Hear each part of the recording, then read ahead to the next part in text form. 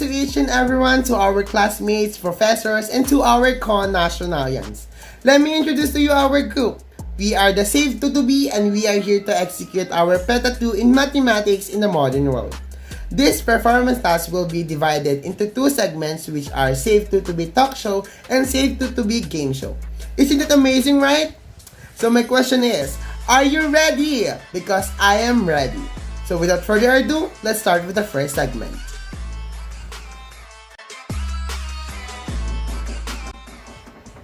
A fantastic day to everyone! Welcome to MMW Learnings Mo, i-share mo! So this segment is called CIV22B Talk Show. Each of the member will share their learnings in Chapter 2 in Mathematics in the Modern World. But before that, let us introduce ourselves. Let's start with myself. Hello everyone, my name is RAINIER PANIZA. You can call me Rain, and my objective in this segment is to convey and also to reflect to the things that I've learned in Chapter 2 so that I can share and also for us to understand more to the things that we have tackled in Chapter 2. Again, I am RAINIER PANIZA at handa na akong i-share ang MMW learnings ko. How about you naman, Miss CERILLANO?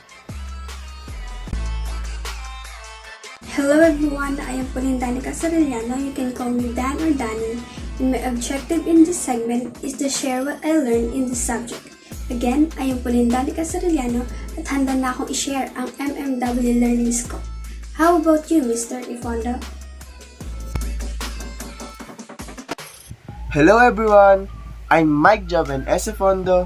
You can call me Joven. And my objective is may bahagi ko ang aking learnings patungkol sa MMW.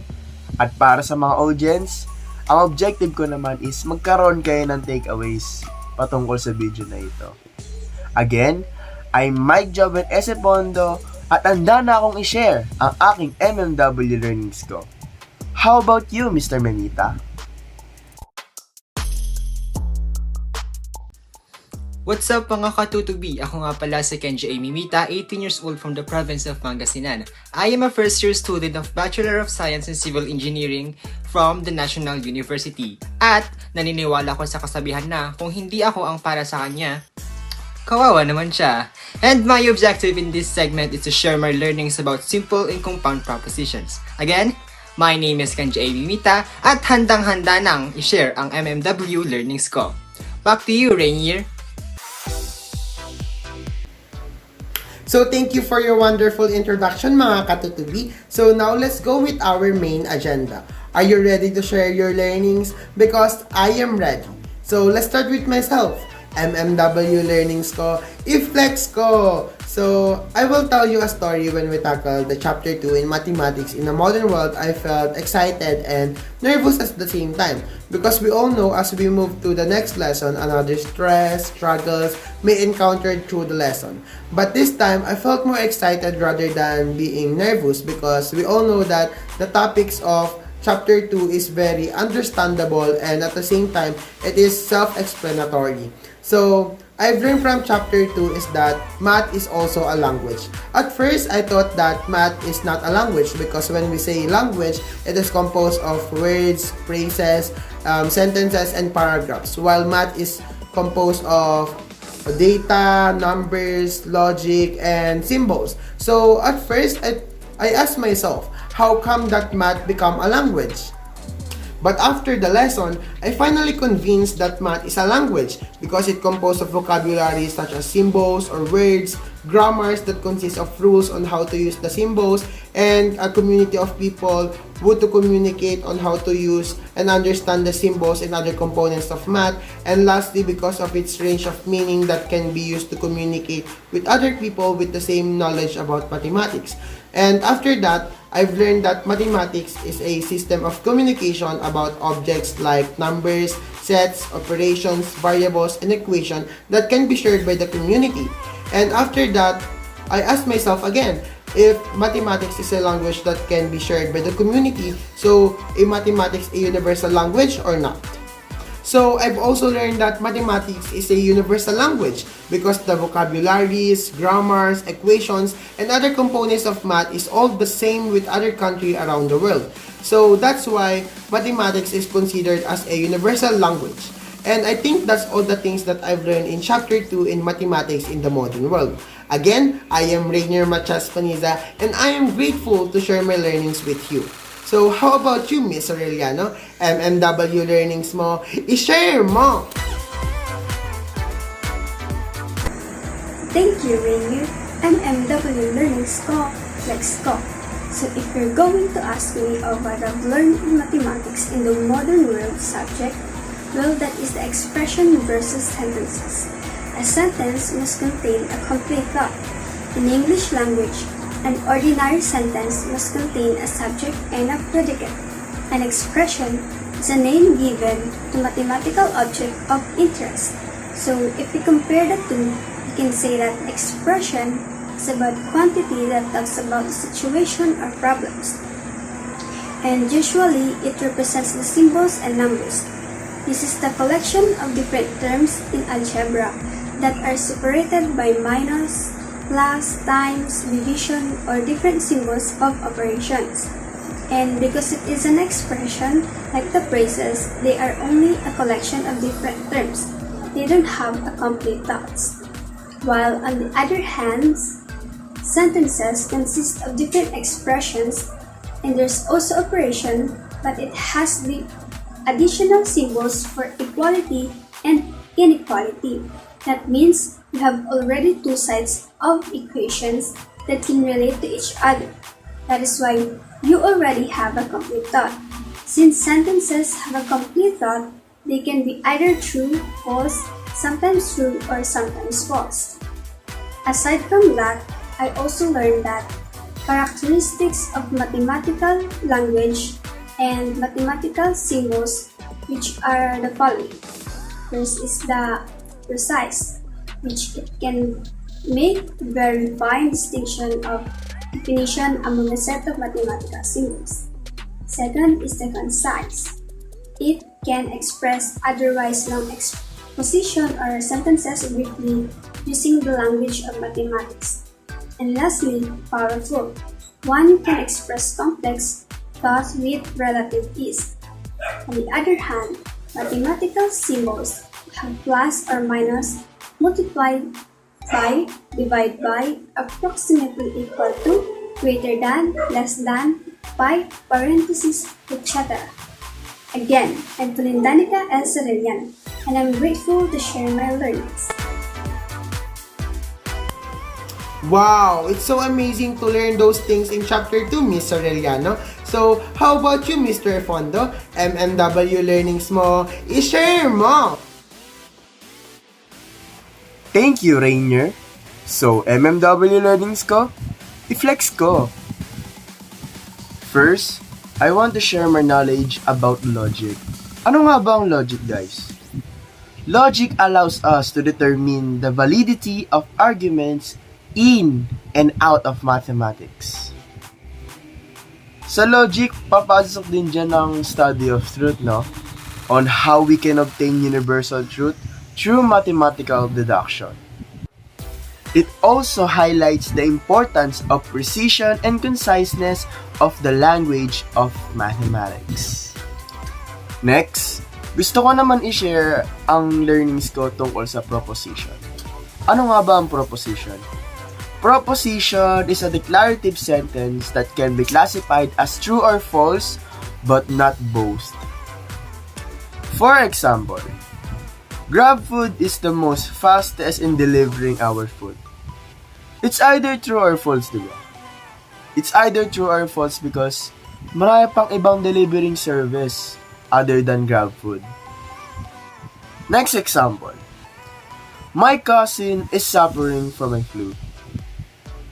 As you can see, parang sinabi ko lang, di ba? It's either true or false. Di ba? Parang kwento lang. It's either true or false without a confirmation from a doctor. Last example. X plus 3 is equals to 5. It is also either true or not true, di ba? Because the value of X is dependent kung compatible or exact ba siya sa sum in which is number 5. Again, I'm Mike Joven EFONDO, and I'm very grateful to share my MMW learnings to you guys. Thank you! Wow, it's very concise and accurate learnings. Thank you for that, Mr. EFONDO. So, how about you, Mr. Memita? MMW learnings mo, i-share mo! Thank you, Rainier. MMW learnings ko, i-flex ko! Proposition is a declarative sentence which is either true or false. A simple proposition is a statement containing no connectives. On the other hand, a compound proposition is made up of two or more propositions joined by the connectives. When we say connectives, these are the words and, or, either or, neither or, if then, and not. One example of propositional logic is, the moon is made up of green cheese. This statement is a simple proposition. Why?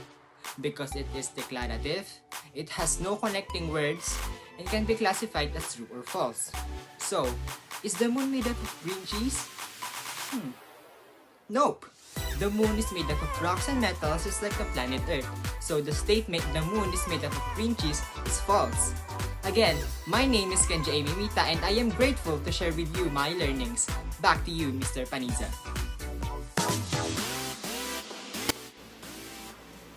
Wow, we're so immensely grateful to share those things with you guys. So again, this is MMW Learnings mo, i-share mo. So, are you ready for the next segment? So, our next segment is game show called For the True or For the Chariz. So, sit back, relax, and enjoy the game.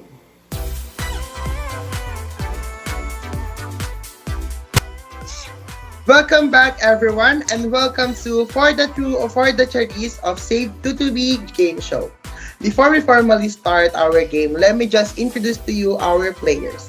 So first up, she is one of the most hardworking and very determined person that I know.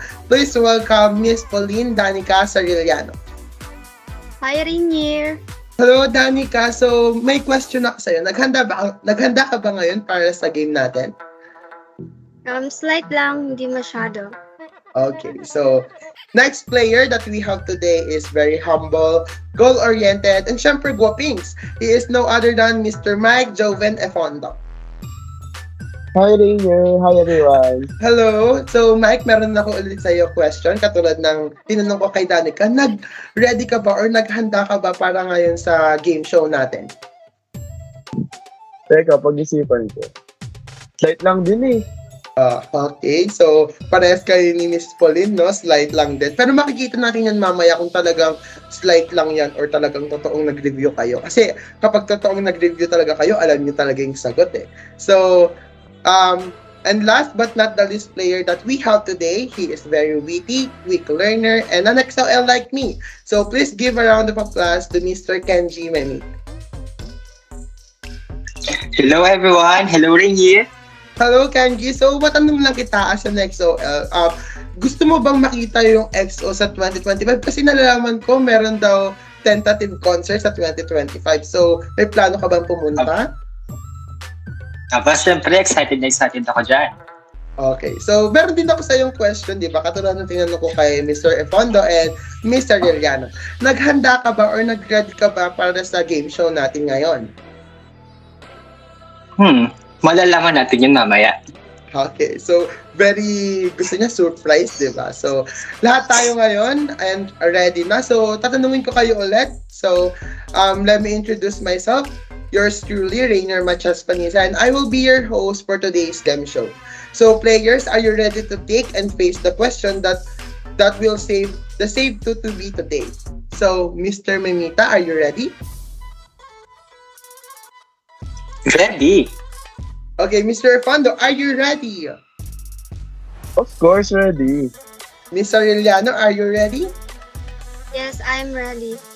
So, lahat tayo ready. So, without further ado, let's start our game show. So, first, let me instruct you or your mechanics natin para sa game show natin ngayon. So, yung game show natin ay tinatawag na For the True or For the Chariz. So, ang game show lang natin, mag-a-ask ako ng question about sa chapter 2 sa Mathematics and Modern World na tinakal natin. And then, ang kailangan nyo lang gawin is sabihin kung true ba siya or false. Pero, kapag sinabi nyo true, sasabihin nyo for the true. Kapag ka false naman or mali yung question, ang sasabihin nyo naman for the Chinese. So, very self-explanatory naman yung game mechanics natin ngayon. Kung sino yung pinakamaraming points na makuha, siya yung magiging winner at masisave ang Tutubi ngayon sa game show natin. So, ready na ang lahat? So, let's go with the first question. So, let's start. First question. Is math a universal language? I will give you 3 seconds to raise your hand in MS Team so that we can know kung sino yung magsasagot sa una. So, timer please. So again, math is a universal language. Ready, go! Okay, nauna si Miss CERILLANO. So, Miss CERILLANO, ang sagot mo, for the true or for the Chinese? For the true. Okay. Tignan nga natin kung tama yung sagot niya. For the true, math a universal language. Slide, please.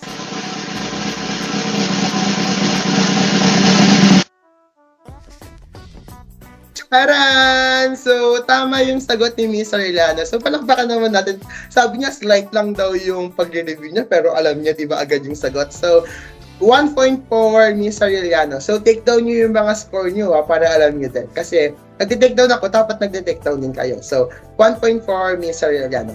So, di ba, ang exciting ng game show natin kahit na virtual lang naman, pero masaya naman. At the same time, may natututunan din tayo sa mga natakal nating lesson sa chapter 2. So, let's go with the next question. Pahiwagang slide. Okay, second question. For the true or for the Chinese? Community of places is one of the language components of mathematics. Again, community of places is one of the language components of mathematics. For the true or for the Chinese? Timer, please. 3, 2, 1, go! Okay, nauna si Mr. Joven EFONDO. So, ano sagot mo, Mr. Joven, sa tanong na to? For the Chariz. Oh, for the Chinese, yung sagot niya sa community of places is one of the language components. Pero ngayon, sasabihin ko para may twist din, kailangan nyo masabi yung tamang definition or tamang sagot kapag for the Chinese yung sagot sa question. Kunyari ngayon, sa community of places is one of the language components of mathematics. So, sasabihin nyo kung ano yung mali dyan at itatama nyo. So, tignan muna natin kung tama ba yung sagot niya na for the Chinese. So, magic slide, reveal the answer.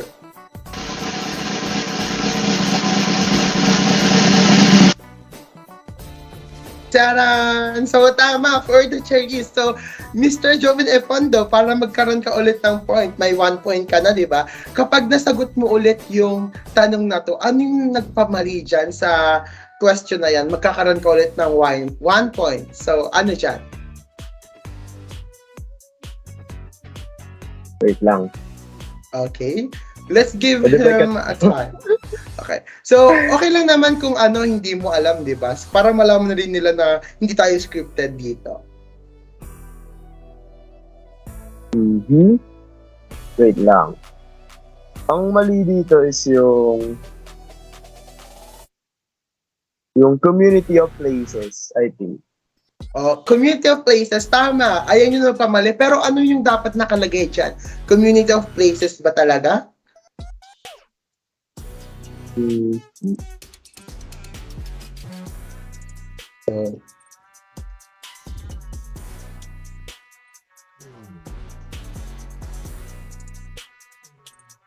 So, bigyan pa natin siya ng time. Okay. So, community of places daw, yung sabi niya na mali. So, ano yung nagpamali dyan? Community of places. Ano yung tamang sagot? So, any help na gustong tumulong? Mr. Eliano? Community of people.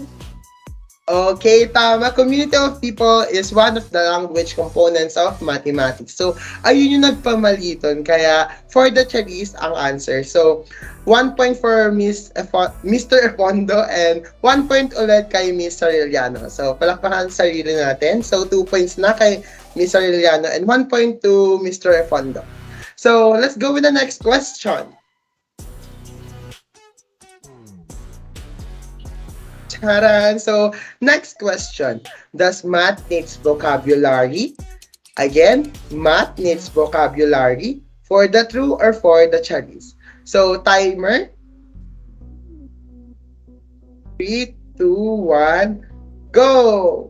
So, kanina pa nakataas si Miss Cerillano pero I'm sorry, madi-disqualified ka para ngayon sa question na to kasi kanina ka pa po naka-raise hand. So, ang unang nag-raise hand is si Mr. MEMITA. So, Mr. MEMITA, what is your answer? Ang answer ko ay for the true. Yes, for the true daw ang math needs vocabulary. So, magic slide, reveal the answer.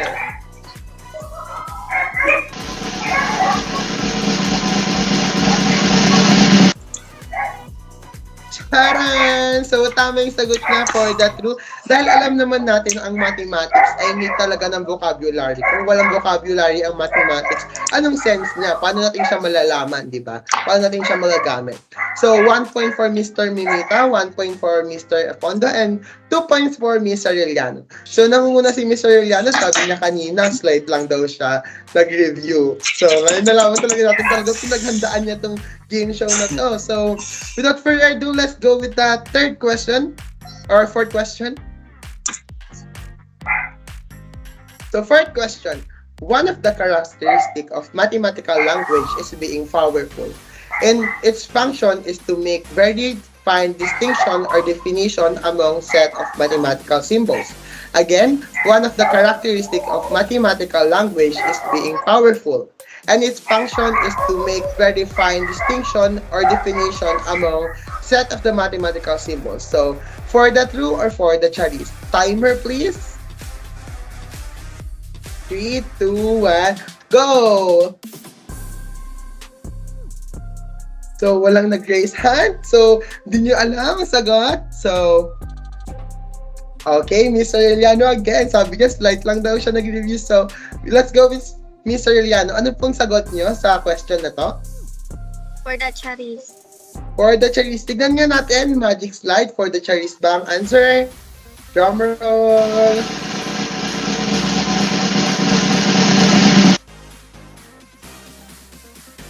Charan! So, for the Charis, tama. So, meron ka ng 3 points, Miss Cerillano. So, i-ask kita ulit, ano yung nagpamali dito para magkaroon ulit ka ng 1 point, para may total points ka na ng 4 points. So, yeah, you can explain po. Yung powerful, dapat precise siya. Okay, tama. So, yung powerful, dapat precise siya kasi yung in its function to make very fine distinction or definition among set of mathematical symbol ay definition ng precise. So, again, palakpakan natin si Mr. Cerillano. Meron na siyang 4 points, nangunguna. So, habol-habol tayo dyan, Mr. EFONDO and Mr. MEMITA. So, let's go with the fifth question. So, fifth question, magic slide please. So, fifth question. Mathematics is a branch of science which is composed of several fields. Again, mathematics is a branch of science which is composed of several fields. For the Charis or for the true? Timer please. 3, 2, 1. Raise hand. So, nauna pa si Mr. MEMITA. So, Mr. MEMITA, what is your answer? My answer is for the true, of course. Okay, for the true magic slide, tignan nga natin kung tama yung sagot niya. Drum roll! Charan! So, for the true, tama si Mr. MEMITA. So, meron na siyang 2 points. Okay, so, para mabilis and smooth yung game show natin, let's go with the 6th question. So, magic slide, reveal mo na yung 6th question.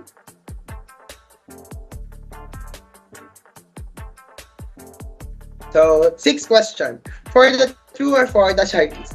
A proposition allows us to determine the validity arguments in and out of mathematics. Again, a proposition allows us to determine the validity arguments in and out of mathematics.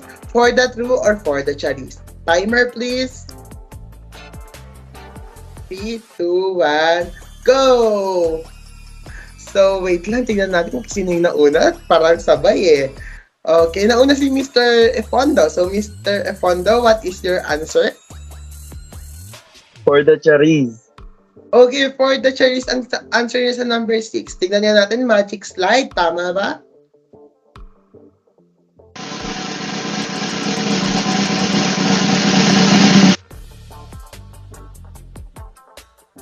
Charan! So, tama. For the Charis, meron ka ng 2 points, Mr. EFONDO. So, tatanungin kita ulit para magkaroon ka na ng another additional points para maging 3 points na. So, ano yung nagpamali dito sa question na to?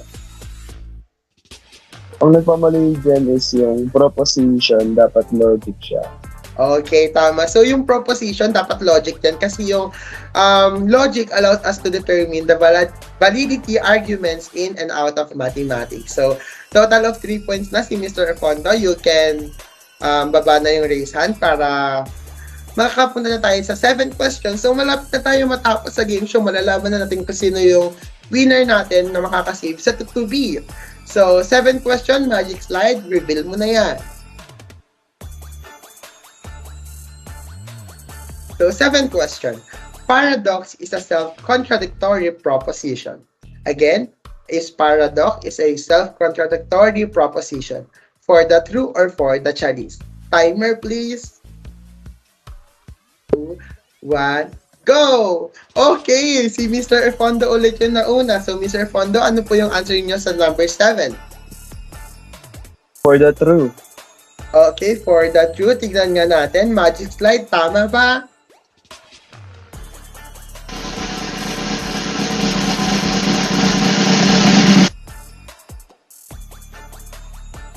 Taran! So, alam naman natin na paradox is a self-contradictory proposition. Kaya for the true ang tamang sagot. So, meron na siyang 4 points si Mr. EFONDO kung di ako nagkakamali. So, 4 points Mr. EFONDO and 4 points Mr. CERILLANO and 1 point and 2 points to Mr. MEMITA. So, let's go with the 8th question.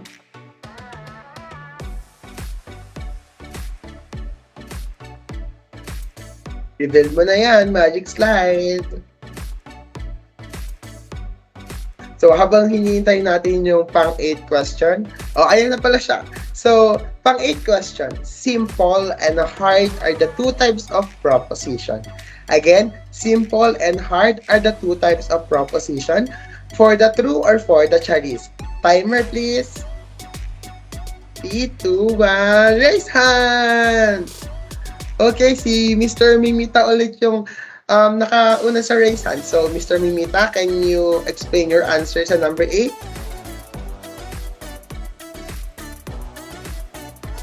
Okay. Number 8 is for the chariz. Okay, for the chalice daw ang number 8, magic slide. Tama ba siya? Drum roll!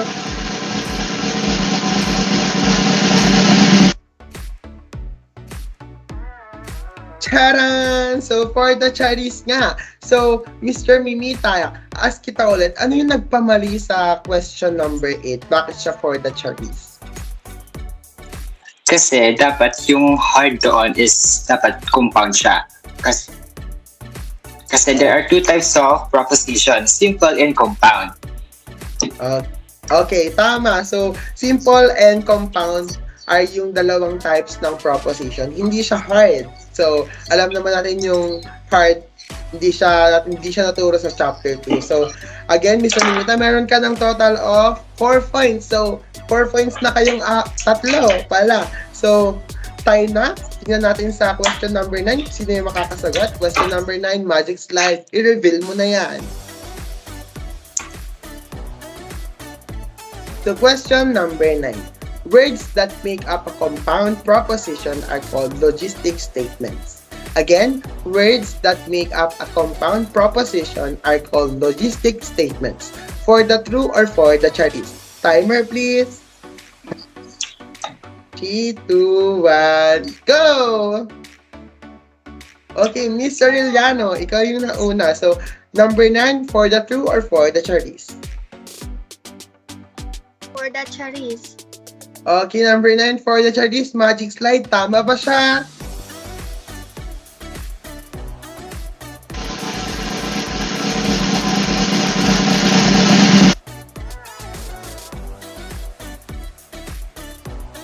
So, So, tama. Oh, for the true. Oh. So, words that make up a compound proposition are called logistic statement. Charis lang. So, nagka-technical error lang tayo dito. So, ang tamang sagot dito ay for the charis. So, ang tamang sagot ay for the charis. So, Miss Cerillano, kailangan kita i-ask kung ano yung nagpamali dito sa question na ito para magkaroon ka ng additional 1 point. Yung logistics statement, dapat component statement siya. Okay, tama. So, yung words that make up a compound proposition are called component statements. So, hindi siya logistic. Kaya for the charis, so, I'm sorry, nagkaroon tayo ng technicality struggle dito. So, ang tamang sagot ay for the charis. So, Miss Cerillano, meron ka ng 6 points. So, nangunguna. So, last question. Reveal mo na yan, magic slide.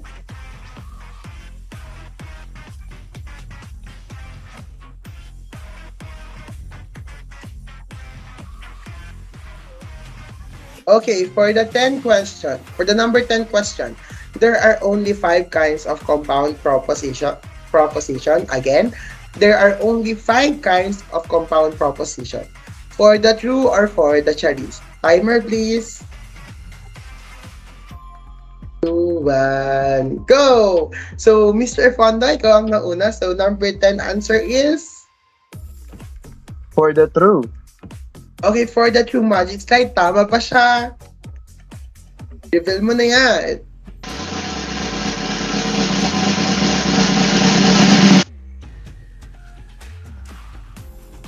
Taran! So, for the true ang tamang sagot. So, Mr. Fondo, meron ka ng 5 points. So, ang total points natin ngayon hanggang sa number 10 question is Mr. MEMITA, meron kang 4 points. Mr. Fondo, meron 5 points. And Miss Cerillano, meron ka ng 6 points. So, nangunguna si Miss Cerillano with 6 points. So, meron tayo ngayong bonus question para magkaroon ng bonus points. So, itong bonus question na to is 3 points siya. So, kapag na-gain mo na to, ibig sabihin, mananalo ka na. Kahit ikaw, Mr. MEMITA, kailangan mo to kasi kapag ka 4 plus 3, 7, mangunguna ka na at ikaw ang makakasave sa Tutubi ngayon sa game show natin.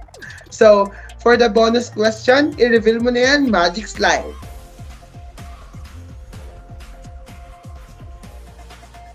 So, for the bonus question or bonus points, state all the kinds of compound proposition. So, again, state all kinds of compound proposition. So, timer, please. 2, 1, go! Okay, so si Miss Cerillano ang naunang nag-raise hand. So, kapag nakuha mo na to, meron ka ng 9 points. So, ikaw ang mananalo for today's game show. So, again, state all the kinds of compound proposition. Miss Cerillano, pwede ka na po sumagot. Negation, conjunction, disjunction, conditional, or biconditional.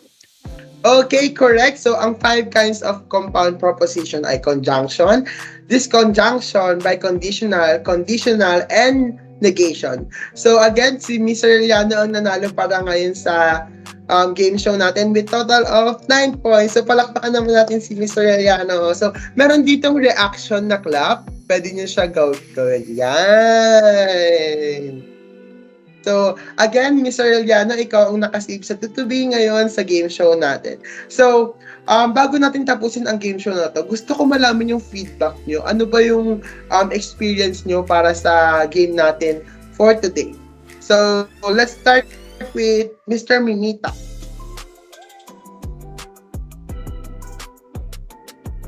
Okay, Mr. MEMITA, ano yung nag-experience mo? Ano yung mga nagustuhan mo ngayon sa game show natin? Of course, the question na to, sobrang nag-enjoy ako. Kahit na hindi man ako nanalo, at least I learned something today. Diba? Di ba maganda yun? Kahit hindi ka nga nanalo, at least may natutunan ka naman. Ayun yung moral lesson dito eh. Kahit hindi ka nanalo, at least nagkaroon ka ng knowledge na natutunan ngayon sa game show natin.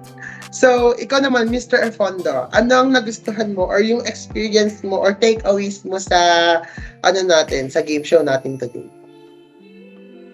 Grabe, no?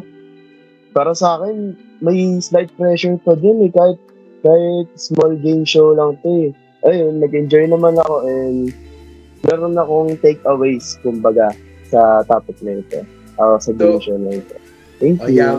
Marami tayong takeaways nga dito pati sa mga question na hinanda natin. So, lahat naman tayo dito nag-enjoy. Pero alam ko, ang pinaka nag-enjoy ngayon, yung slight lang nag-review daw. Sabi niya, pero siya ang nanalo with total of 9 points. So, Miss CERILLANO, ano yung Miss CERILLANO, tama. Ano yung experience mo or yung mga nagustuhan mo sa game show natin ngayon as a winner din, di ba? Lahat kasi yung host, very entertaining din. Tsaka nag-enjoy ako. Tsaka, hindi lang ako nag-enjoy, natuto pa ako. Tsaka na-refresh pa yung mga pinag-aralan natin. So, yeah. Oo, na-refresh nga tayo. Lalo na meron tayong oral exam sa Monday, di ba? So, kailangan talaga natin to para ma-refresh yung mind natin, para magkaroon tayo ng mga learnings na minsan hindi natin alam. Pero ngayon, natutunan na natin. Yun ang tinatawag natin, takeaway learnings. So, again, I am Rainier PANIZA, your truly host of CIV22B Gameshow for the True or for the Charis. And this is our players for today, Mr. MEMITA, Mr. EFONDO, and Mr. CERILLANO. Please give them a round of applause. Bye-bye!